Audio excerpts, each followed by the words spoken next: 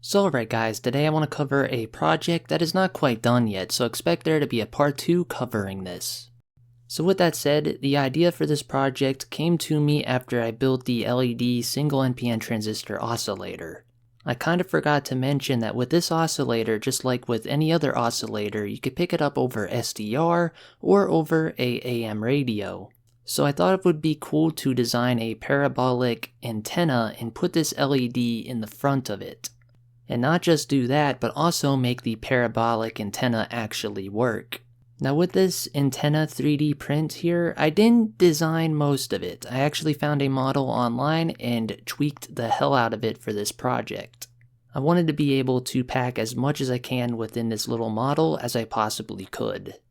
Now I really wanted to electroplate this dish, but that was far beyond my skill set, so if you want to sponsor the video, maybe we could do that in the future. Hit me up down below in the comments if you can easily electroplate this thing for me and send it my way. But with that said, for the time being, the antenna is stored in the base with the oscillator itself. Other than that, I know you guys can't really make out the light in the video, so I'm gonna record some B-roll here separately, aiming the camera directly at the dish. But trust me, it is lighting up off this really bad galvanic battery I put together. This battery was a failed MFC galvanic battery test. I say fail, but it actually somewhat works. It just dries out way too easily, so I abandoned this idea. But as you can see, the actual LED is lit up.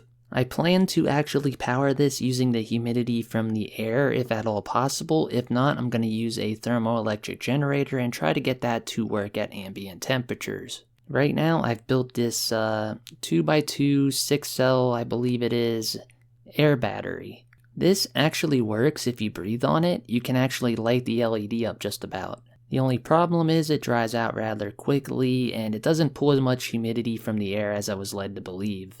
If I left this thing outside, it would probably most likely work, so that led me to building this bigger panel behind it.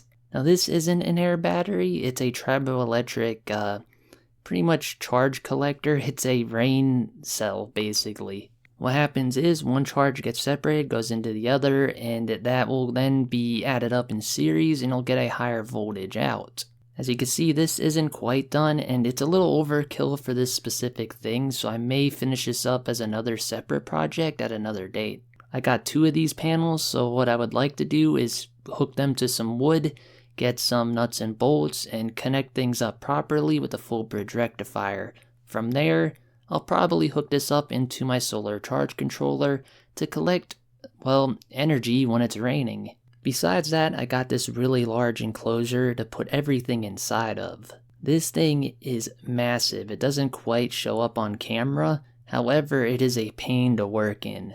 So I don't really know how I'm going to get everything in there and sealed up. It's going to be a lot like building a ship in a bottle, so you're going to have to wish me luck with getting this all in there. But who knows, we might incorporate more than one different battery or generator type of technology into this thing. There's plenty of room for solar panels, there's plenty of room for thermoelectric generators, and there's plenty of room for basically air batteries or humidity batteries. And this is where the project is currently at. So hopefully by the time I give an update on this, I will have already figured out where I want to go from here and make this thing completely work. And with any luck, I will never have to open this thing back up again in order to get that light to light up.